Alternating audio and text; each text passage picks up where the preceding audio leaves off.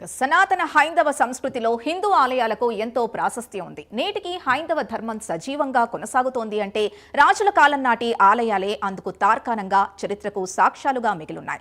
హిందూ ధర్మానికి ప్రధాన ఆయుపట్టు దేవాలయాలు. కొన్ని వందల సంవత్సరాల నాటి కాలంలో నిర్మించిన ఆలయాలు మన దేశంలో ఉన్నాయి. కొన్ని వేల సంవత్సరాల నాటి సాంస్కృతిక వారసత్వ సంపదను మన దేశానికి ఉంది. అలాంటి ప్రాశస్త్యానికి చెందిన ఆలయమే ఈ వేటరాయ స్వామివారి ఆలయం.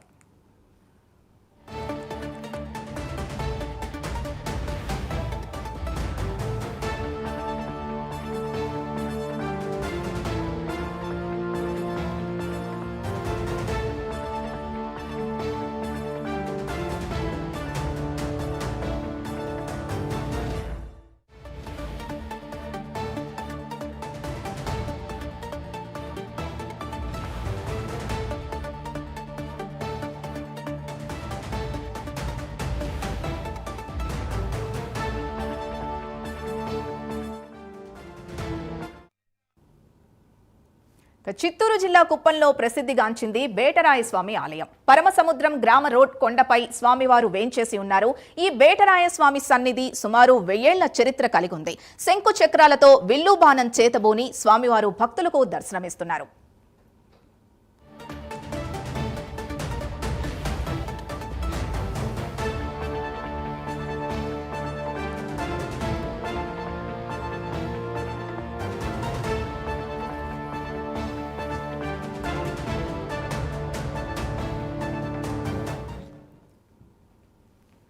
కుప్పం పరిధిలోని ఈ బేటరాయ స్వామి వారి గురించి కథలుగా చెబుతూ ఉంటారు. ఒక్కొక్కరిది ఒక్కో చరిత్రలా బేటరాయ స్వామి సన్నిధి ప్రసిద్ధికెక్కింది. పూర్వం శ్రీనివాసుడు వేటకొచ్చినప్పుడు తమిళనాడులోని యాలగిరి కొండలో పాదం మోపారట. స్వామి పాదశక్తికి ఆ కొండ కదిలిపోయిందట. దాంతో యలాగిరి అని స్వామివారు అడిగారట. అప్పటి నుంచి ఆ కొండకు యలాగిరి కాస్త యాలగిరి అనే పేరొచ్చిందని స్థానికులు చెబుతున్నారు. చిత్తూరు జిల్లా కుప్పం మండలం పరమసముద్రం శ్రీ వేట వెంకటేశ్వర స్వామి దేవాలయం నుండి ఈ స్వామి యొక్క చరిత్ర ఏమనగా, పూర్వము స్వామివారు పద్మావతీదేవిని వివాహానికి ముందు ఈ ప్రాంతమంతా కూడా అడవిగా ఉన్నది. ఈ ప్రాంతంలో జంతుజాలాలు ఎక్కువ ఉండడంతో స్వామివారు శ్రీ వెంకటేశ్వర స్వామివారు వేటకై వచ్చి ముందుగా జోలారపేట దగ్గర, తమిళనాడులో ఉన్నటువంటి జోలారపేట దగ్గర యాలగిరి కొండపైన మొదటి అడుగు వేశారు. అప్పుడు స్వామివారి పాదం ఆ యాలగిరి కొండపైన పడగానే ఆ కొండ మొత్తం ఒక్కసారిగా కంపించింది.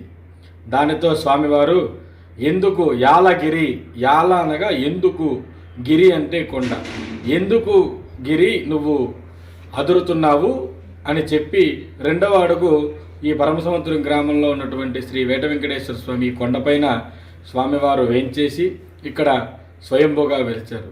అదేవిధంగా ఇక్కడ ముందుగా స్వామివారు బ్రహ్మచారిగానే ప్రతిష్ఠింపబడ్డారు. తరువాత అమ్మవారిని కూడా ప్రతిష్ఠించడం చేయడం జరిగింది. ఇక్కడ విశేషం ఏమిటంటే, అన్ని వెంకటేశ్వర స్వామి ఆలయంలోనూ కూడా స్వామివారు శంఖచక్ర గద ధారులై ఉంటారు. కానీ ఇక్కడ మా వేట వెంకటేశ్వర స్వామికి మాత్రం ప్రధానంగా చేతిలో విల్లు ఆయుధాన్ని ధరించి స్వామివారు ఇక్కడ వెలిసి ఉన్నారు.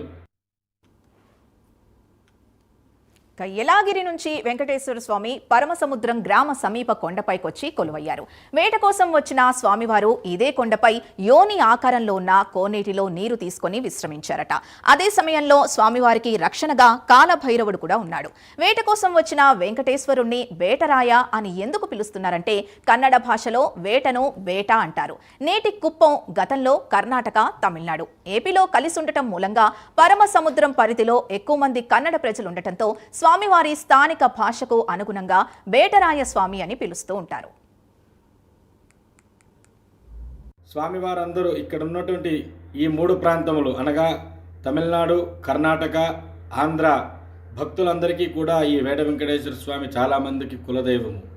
ప్రస్తుతము ఆంధ్రాలో ఎటువంటి మనకి కర్ణాటక, ఆంధ్ర ప్రాంతములలో శ్రావణ మాసంలో మనం ఎంత ప్రాధాన్యమైతే వెంకటేశ్వర స్వామికి ఉపవాసాలుండి జరుపుకుంటాము, అదేవిధంగా తమిళనాట పురటాసి మాసము స్వామివారికి ఎక్కువ విశిష్టతంగా చూసుకుంటారు.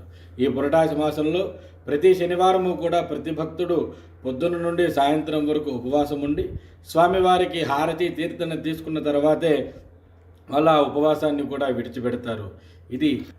ఇదే స్వామివారిని కింద గ్రామంలో విజయదశమి నాడు పారవేటి ఉత్సవం, జంబుసవారి ఉత్సవం అని కూడా చేస్తాము.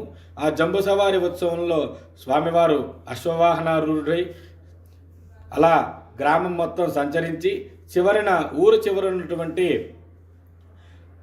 ఆరిమాను దగ్గర స్వామివారు వేయించేసి అక్కడ పురాతనంగా వచ్చే సాంప్రదాయబద్ధంగా వస్తున్నటువంటి సాంప్రదాయాన్ని ఆ చెట్టు కింద ఒక అరటి చెట్టును నాటి ఎవరైతే అర్చకులు ఉన్నారో ఆ అర్చకులు ఆ ఖడ్గాన్ని తీసుకుని ఆ అరటి చెట్టును నరికి గ్రామం మొత్తం సుభిక్షంగా ఉండాలని ప్రార్థన చేస్తారు. ఇందులో ఏమిటంటే ఆ అరటి చెట్టు ఏ దిక్కుకైతే పడితే ఆ దిక్కున పడిన దాన్ని బట్టి ఈ ఆలయానికి 1000 ఏళ్ల చరిత్ర ఉన్నట్టుగా స్థానిక శిలా శాసనాల ద్వారా తెలుస్తోంది. రాతి స్తంభాలు, మండపాలతో స్వామి సన్నిధి నిర్మించుంది. రాతి స్తంభాలతో అద్భుతంగా ఉయ్యాలను నిర్మించారు. భక్తులు కోరిన కోరికలు తీర్చే స్వామిగా వేటరాయ స్వామి ప్రసిద్ధి చెందారు. కన్నడ, తెలుగు రాష్ట్రాల ప్రజలు స్వామివారికి ప్రతి సంవత్సరం శ్రావణ మాసంలో మొక్కులు చెల్లించుకుంటున్నారు. తమిళులు వారి పోరాటాసి మాసంలో వచ్చి స్వామివారికి మొక్కులు సమర్పిస్తారు. ఎంతో ప్రాశస్త్యం కలిగిన వేటరాయ స్వామివారి ఆలయాన్ని అభివృద్ధి చేయాలని స్థానికులు కోరుతున్నారు.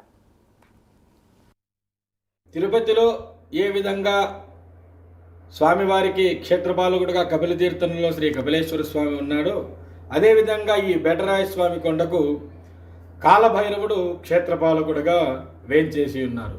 తిరుపతిలో ఏ విధంగా స్వామివారికి క్షేత్రపాలకుడుగా కపిలతీర్థంలో శ్రీ కపిలేశ్వర స్వామి ఉన్నాడో అదేవిధంగా ఈ బేటరాయ స్వామి కొండకు కాలభైరవుడు క్షేత్రపాలకుడుగా వేంచేసి ఉన్నారు. తిరుపతిలో